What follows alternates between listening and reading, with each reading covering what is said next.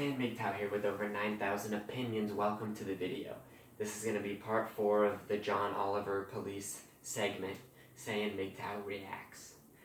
I just want to reiterate from the last video that I do not support stop and frisk. Here we go.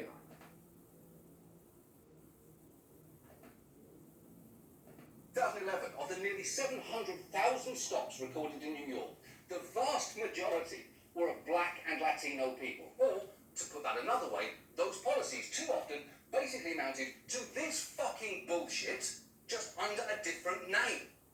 And that's sort of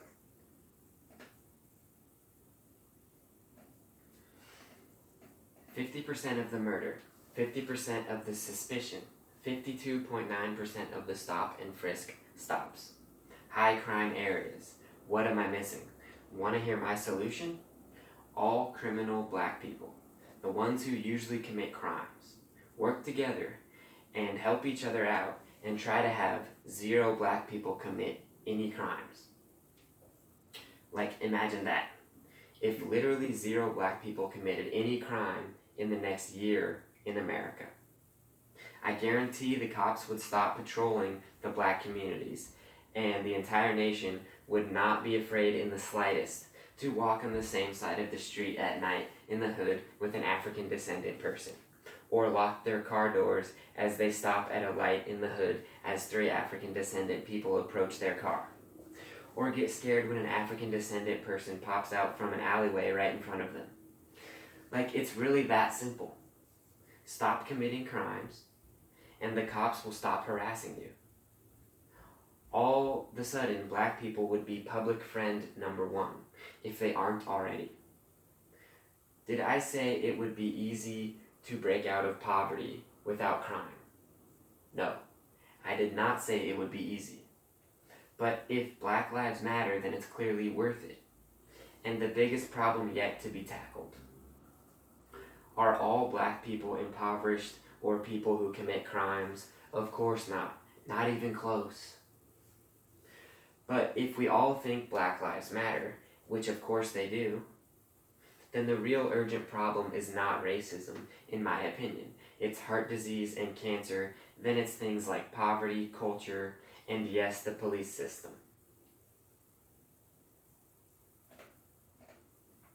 aggressive policing was accompanied by constant calls to increase the number of police officers on the streets. And let's be clear here, Democrats were very much involved in that, from big city mayors all the way on up to this guy.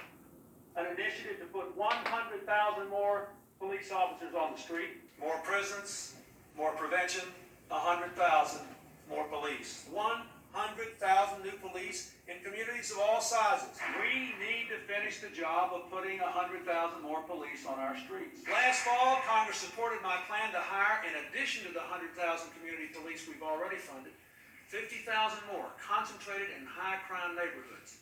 Yeah, thanks very much for that, Congress. 100,000 police officers isn't cool. You know what's cool? Massively expanding a broken institution to score cheap political points. And if you can do that... People that live in high crime areas that don't commit any crimes and see the madness every day around them, they desperately want more cops patrolling and cleaning up the streets. I've seen plenty of interviews with such people who have said as much. Is the cop institution completely broken? No, but it's poisoned with corruption, and I'm sure parts of it are broken. And a big problem. And just throwing more money at it, like the government always does, won't help fix it. That while playing the saxophone, well, that just gets even cooler. And all the while, as we were continuing to boost funding for police and give them more authority, we were simultaneously slashing spending on key social services. That meant that in many communities, the police were the only ones left to handle almost any issue that people had, which is a real problem, as this former Dallas police chief readily admits. We're asking cops to do too much in this country. We are. We're just asking us to do too much. Every societal failure, we put it off on the cops to solve. Not enough mental health funding. Let the cop handle it. Not enough drug addiction funding. Let's give it to the cops. Here in Dallas,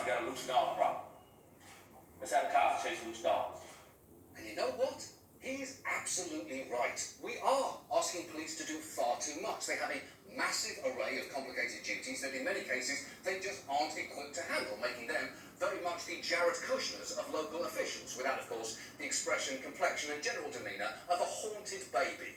So, while we should absolutely be angry at the police right now, let's also be angry at the series of choices that left them as essentially the only public resource in some communities. And on top of all of that, we've made those bad choices even more dangerous in recent years by needlessly arming police to the fucking teeth.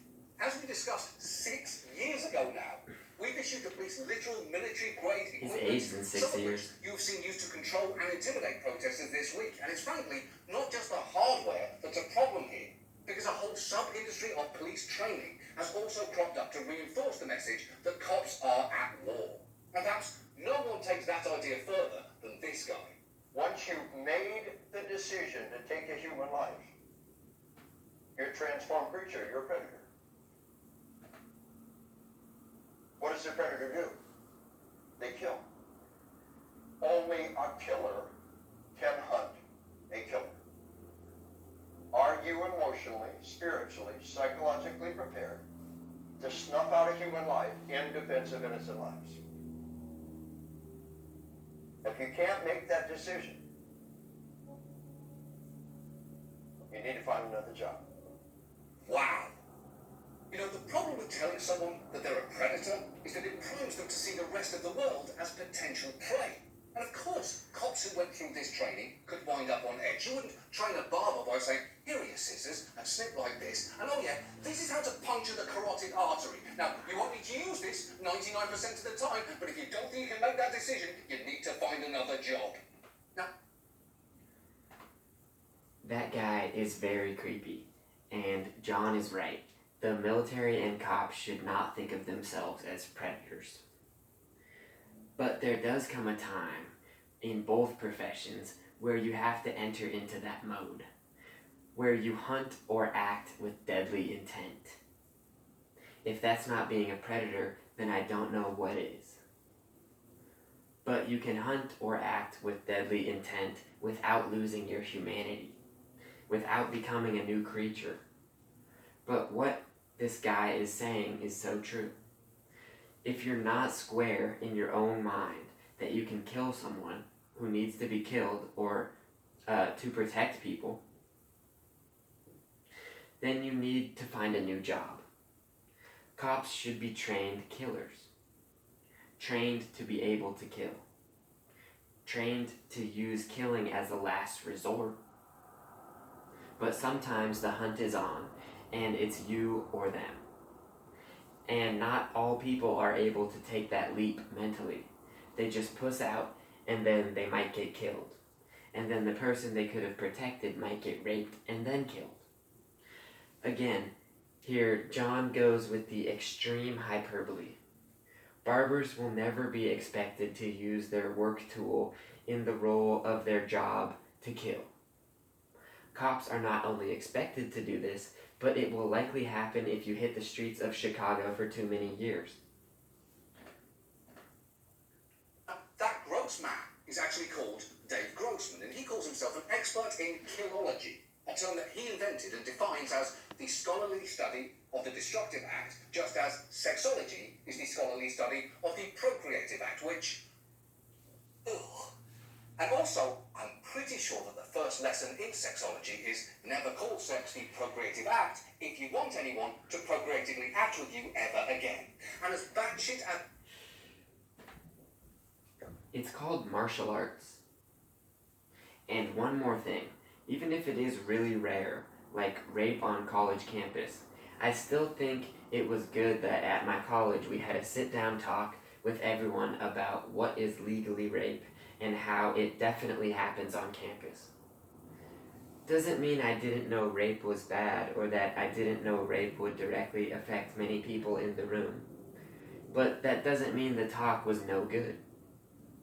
It's good to warn cops that, hey, this is a life and death job. Understand that. End of part 5.